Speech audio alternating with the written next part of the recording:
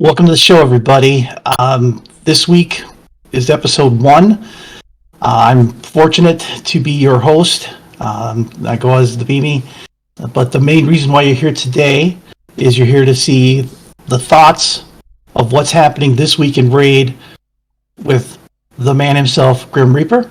Grim, tell us about how your week has been so far with Raid. Week has been so far so good. Some bits and bobs going on with Raid, bit quiet. Just completing the fusion. Yeah, that's where I wanted to start. The fusion seems to have been a little controversial because people are saying it's not really that good.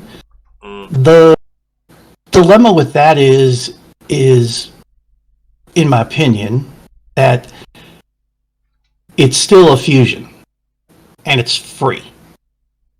And there's always potential. What are your thoughts? I think it's anything in this game that there is a use for most champions. I think that this fusion is underrated for sure. We'll prove a few points in the streams in the next couple of weeks with some videos. But I think he's underrated. I think he's definitely a Hydra champion. Champion, it brings block buffs for 2 turns. Most people don't have that available. And also brings you a decreased resistance, right? Which will lower you the accuracy requirements for Hydra, which could be quite detrimental, especially when you're trying to build survivability. And also increased speed as well. So increased speed is always grateful. So for me, definitely underrated, and I think like a lot of people are sleeping on this. Okay, I'd also like to talk about the controversy that's come up with the Soul Shard event. Yeah. I want your thoughts on it, but then I also have you changed how you use your souls? A lot of people pull them as they get them. How has this changed, and how is it the event for you? For me, I think the event is welcomed if it doesn't affect any shard events. So what I mean by that is if it's running alongside shard events and it's not included in, it's not gonna make the fusions harder, then I definitely am up for that, because extra rewards is always nice. If they replace the shard event with the soul rush, then we could be in a lot of trouble. Generally because end game player like myself only get between 10 I probably get like 10 to 8 soul stones every week, right? So I probably get 20 in total in a week. You get at least 8 to 10 in Hydra if you do the top 3 chests, so Nightmare, Brutal and Hard. And then yeah, like it just depends on the rewards as well, if the rewards are worth it. Now if they replace a shard event for the fusions, and what I mean by this, if they replace a 10x by that, and for the fusion this is a bonus because it makes the fusions easier, because it's extra resource that you can save up. And if you get extra rewards at the same time, that's even better. And I think player will need to go towards this way of making the fusions more attainable, because end of the day, with extra things coming out like Twin Towers using energy, and they haven't increased energy caption, then it makes it more tricky for the free-to-play to get the fusions and save up the energy pots and stuff like that, which is required. So for me, it depends on how they do it. That's a very good point you bring up, the energy issue. As much as a player, you allocate your energy to the events or to daily challenges or whatever you have to do, it leaves things like being able to do more time in Sand Devil or farm more skills that you would need. Where do you think that cap should go to be realistically fair for Plarium on their part and for the players? I think energy does need to be increased, but I don't even think it needs to be increased. Like Twin Towers just needs to have the energy removed, and just allow people to do the keys. And I also would like to kind of point out that Twin Towers needs a buff with the rewards that it gives out, and how much the soul stones are needed right now in Raid for the free to play and the low spend. It definitely needs a big buff, and obviously the Krakens benefit from this as well. Plarium benefit from this because people are more likely to use the gems. So as a business move, that's more money for them from the Krakens because people are going to have to top up on the gems way more, or maybe even use a gem slightly different. So, and it's more time in game. So one thing I'd like to see as well from Twin Towers is a 2x, because right now people are spending a lot of time playing Raid. So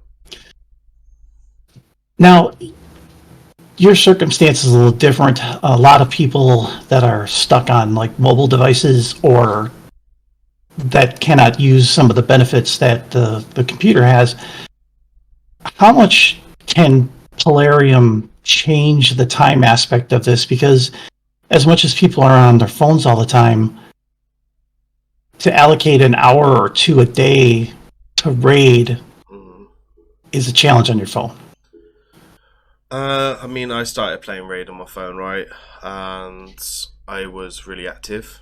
And in the day, we didn't have a couple of things in here, like Hydra must be an absolute nightmare for anyone that's on phone. Especially if you sit there for 4 hours per key. It's kind of difficult, but I think anyone that wants to go serious in Raid, if you're low spend or a heavy spend, I think the first thing you should be investing in is a better device, because Raid and not just Raid but other mobile games anyway that are like really high graphics is bad for phones because of the bleeding effects on a phone and the damage it does to the battery and the software itself. So it slows down your phone a lot. You know, like I don't play on my phone anymore. Obviously, I'm very lucky to have a laptop and a computer, and also like I'm a little bit useful with my tools. So that's why I made the video on the LD player and the controller for my phone, stuff like that, because also I want to benefit from my time for the day as well. Yeah, I mean, if you're a bit smarter, with Plarium, you just gotta be smarter. There's always a way around things, and like managing your time within Raid, you've got to be a bit smarter about it. Like, if you're gonna go to the supermarket, there's no reason why you shouldn't be putting your Twin Towers on. Or if your Hydra team is full auto, run your auto team on that. There's lots of tools that you can use now. Like Panda has a really good tool with where he'll just keep running your clan boss, for example. It's not a free tool, but it's like $5 or something. I don't use it myself. Or you can use LD player. Like, I think that's a very good way as well. Okay. Now, you were talking just a second ago about YouTube. Can we go through quickly some of the highlights of some of the videos you did this week for YouTube? Especially you did the free-to-play series on the Doom Tower. Yeah, I mean, it wasn't that much of a challenge. It was quite enjoyable, and it's certainly nice to get on the leaderboard on a few of the teams, especially when you're in SP. A clan like SP, what we have a lot of big players, bigger players than myself, and a lot of great players like Panda and stuff like that. And to get there with free-to-play champions, I mean, it's quite nice. I think it's a little bit impressive. I don't think the gear is too insane, if I'm honest. Like, it's my spare gear or leftover gear, or gear that I was running on my champions like 9, maybe even 10 months ago. You know, like I haven't changed the gear much. Obviously, we've had stuff added like Guardian factions, stuff like that's helped. You got nothing from Live Arena that really affects Secret Rooms anyway. So for me, it's very useful. We use old fusions to bring some old champions out of the woodwork. We've still got 3 more rooms to go, which will be quite interesting because one of them's going to be really hard. And the all full auto, no presets, which is even better. So, you know, if you have to use presets, fair enough. If you have to manual it, fair enough. Like, just completing it, get the legendaries, building more resources, because in the day, once you complete all them champions, then you get more forge materials, and that's what everyone wants at the moment. Like for me, I want more Dark Fane materials. I want more Bommel materials. I want more Fatal like it's underrated from Magma Dragon, and it's just all these things that I would like to see. So right now I've got a nice little stockpile on the forge, and we've got a few more days to go yet of this rotation. I think we've got 7 days. Everyone leaves the keys last minute as well, so it's perfect time for the videos to circulate. And there is a couple of videos out from other content creators as well that's worth watching, just in case you don't have the champions that I do. And 90% of people that watch them videos will have better champions, and will have the right knowledge to sub out the free-to-play champions with better champions to speed up their runs or make it more consistent. So I did it first time. I didn't have any problem with the room, so I didn't see if they were 100% consistent. I didn't really need to when I did it first time. So when you got general knowledge, you should be alright anyway. Now, how long does it take for you to typically do a YouTube video? Let's talk from concept through recording and production. I think an average YouTube video for me right now is between 3 to 5 hours. So it depends what you're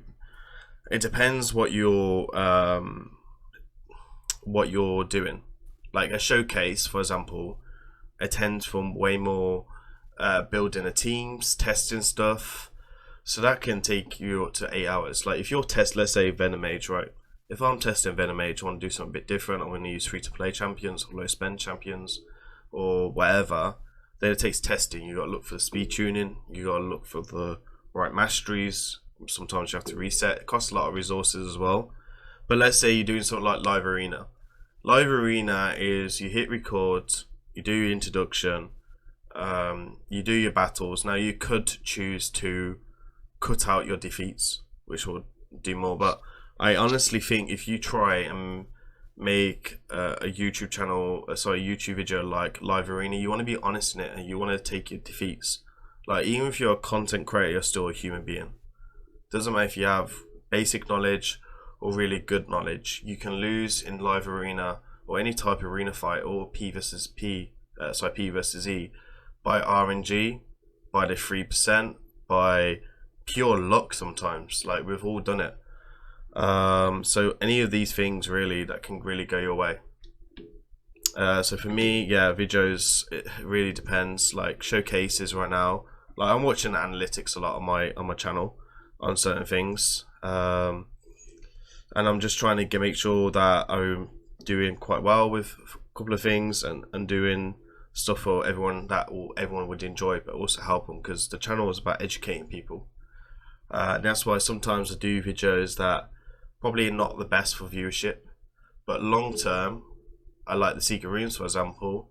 Long term will be something that will help people, because I do get people asking me, well, how do I beat the secret rooms? Like I get it all the time in stream, and like I say, well, there you are, got a video, because I can't always do a takeover. But if I'm using like free-to-play champions, and even I'm using people like Grim Resolve or Grim, the guy that wasn't very good anyway, but they have him and he's unbooked, then you can just use him in your team setup. You know, like I can do the secret rooms way faster, and I can make the gear way more insane. But why would I need to spend extra resources? But it does the job. You gotta do it once a month. And it's worth getting the silver keys as well, like the extra silver keys for Dark Fame right now. We can only farm this rotation every 3 months, so it's probably the best set right now in the Forge, or one of the best sets in the Forge side, and probably the best set you can farm from any of the bosses. So 90% of people should be going for that, really.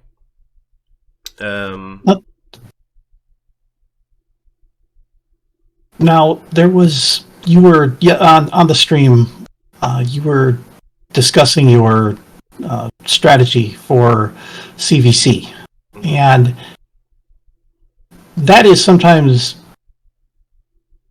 I don't want to say complicated, but it can be a challenge to put up the amount of points that the clan you're in requires. Like, what is your basic approach towards CVC, and how would someone who doesn't have a ton of resources achieve 200, 300k, something like that. Well, it really depends on the person and their account. If they're free to play, if they're high spend, where they are in game. So like right now, I see a lot of people that early game or mid-early game focused on C versus C, and they're holding resources like the forged materials, legendary tomes, epic tomes, and like stuff like this is pointless because you're hurting your account more. Like you're hurting your progression. Like if you're waiting on legendary tomes to book up your UDK for Dragon Run, Dragon 20, you wait 10 days and you're doing Dragon 16, you're wasting energy.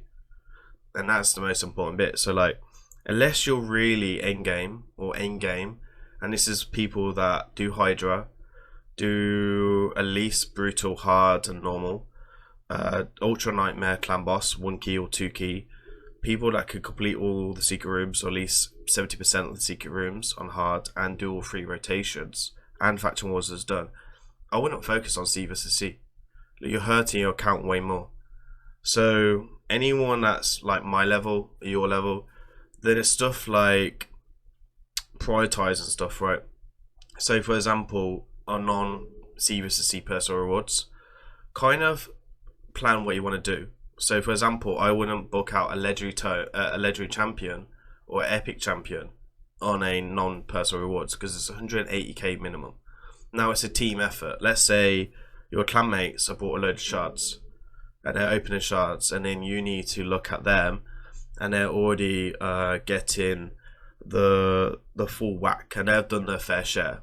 Now as a team effort, why would you go book out a legendary champion you certainly don't need right now and waste valuable points and easy points? Because it's 3,000 points per legendary tome. Let's say you use 10, that's 30,000 points. Let's say you summon a fusion champion. Now there's a fusion champion, a fragment, at least every once a month, and then every occasion they do the old school fusions, which sometimes you can also summon on a C versus C. That's 30,000 points. Now let's say they do old school fusion during C versus C. Now if you summon the epics and then like feed brews into the epics, you'll get points from the champion training. You'll have to send them, which will get points. You'll have to summon them, which will give you points. And then you do the same with the legendary. That's easily 40 to 50,000 points. Because the legendary is 30,000 points.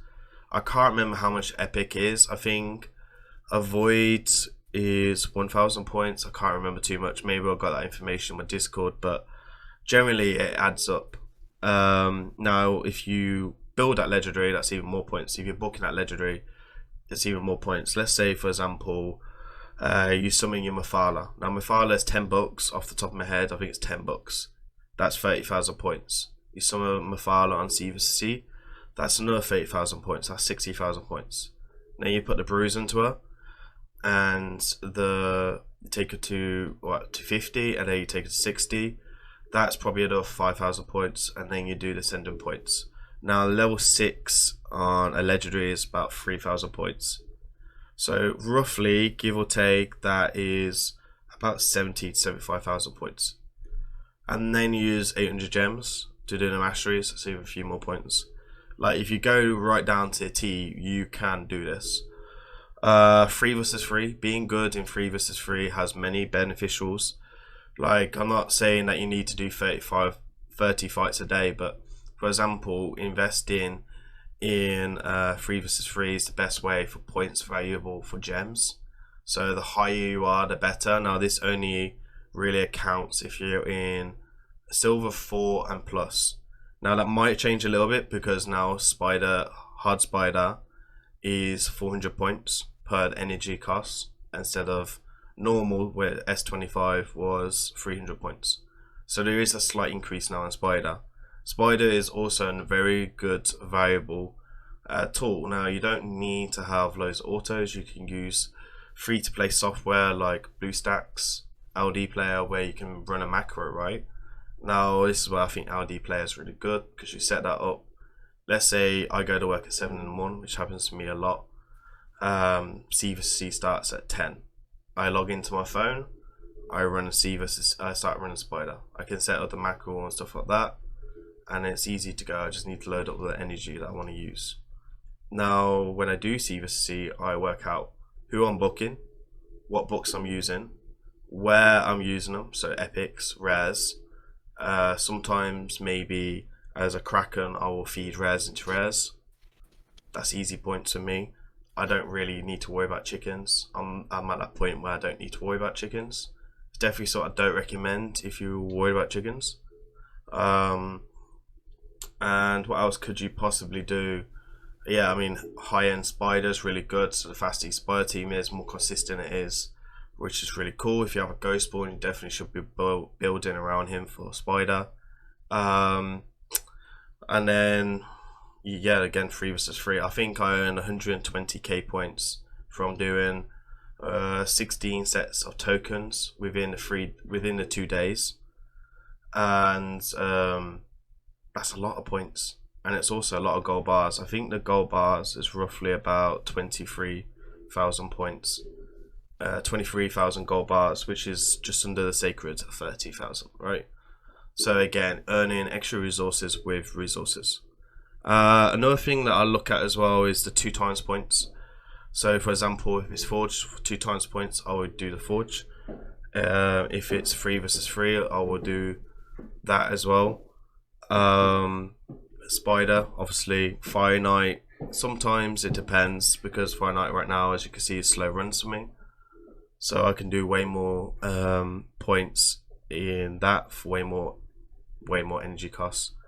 So yeah, I mean, you just gotta be smart, plan your resources, all the information's in game, and just be smarter if you want to get them personal rewards. And don't overspend. I see a lot of people who go really hard, one C versus C, and then there's announced there's another personal reward, and it's like, oh shit, now I've got nothing I can use because I use all my epics, rares, and this, and it's like, yeah, now the next one's gonna be really hard for me. Like, once you get your 400k, just start planning out what you're gonna do next. Like, it makes no sense to go 1 million for the flex, you know. I've broke 1 million at least 10 times. My personal best is 1.82 million, right? But when I did this, I didn't spend a ton of money. I had a lot saved up. I had champions ready to go. There was a fusion going on, old school fusion going on during it as well. So I had that in my arsenal. I had other champions I wanted to summon.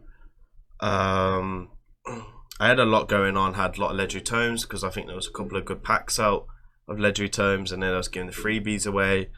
So it must have been like Christmas or something where we went pretty hard. And then the other C versus C, I also planned to do a lot of spiders because of silver. I'm always using farming silver. Forge would have been stacked, would have been gold 4.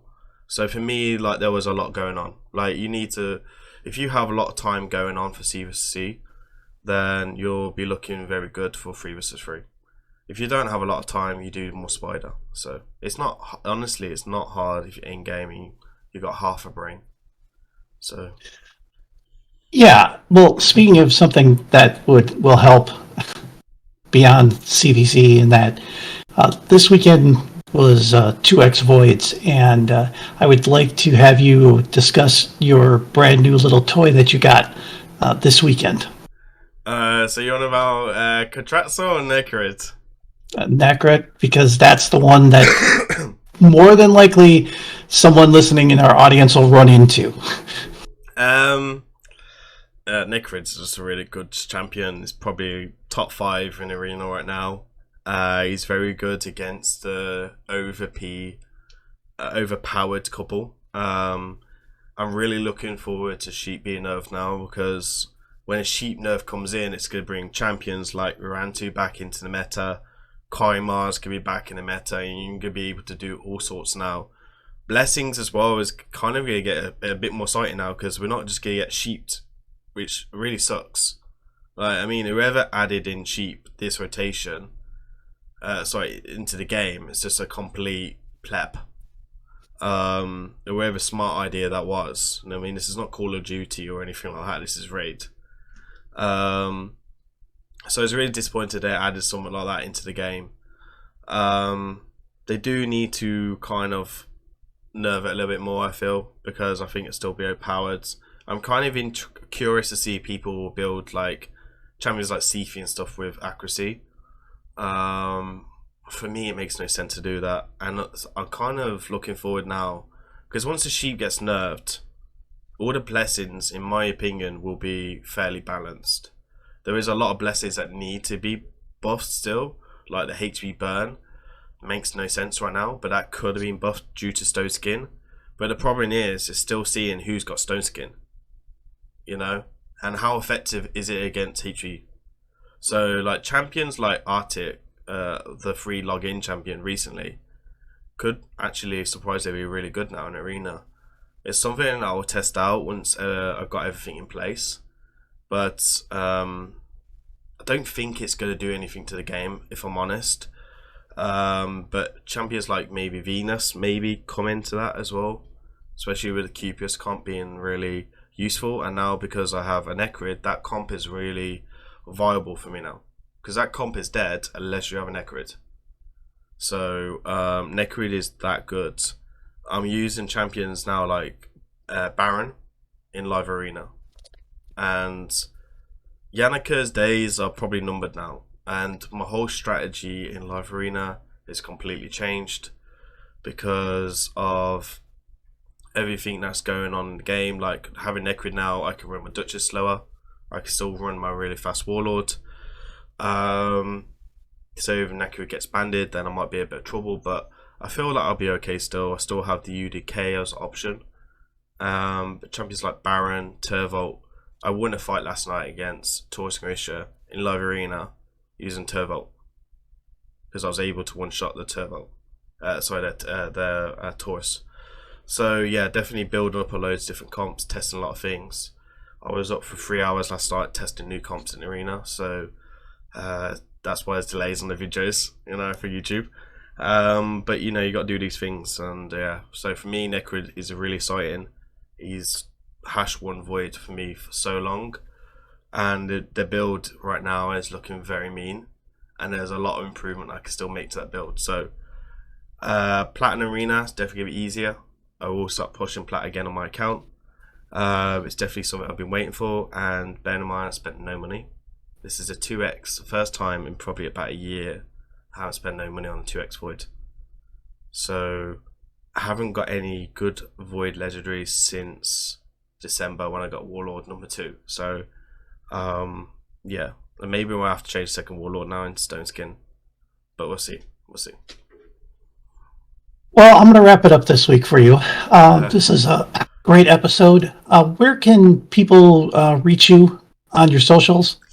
Most of the time, it's Discord is probably the best bet if they're interested in like takeovers, anything like that. Or stream. You know, you can check out the stream Grimreaper TV Raid. Or just drop me a message on one of my videos. I'm really active on my videos, comment on my videos. I'll reply to at least 90%, and if I do miss a 10%, that's just because I missed it through YouTube settings or something like that. Or there's lots of comments or something like that. So yeah, they're probably the 3 best places. They can also reach out to me on Twitter.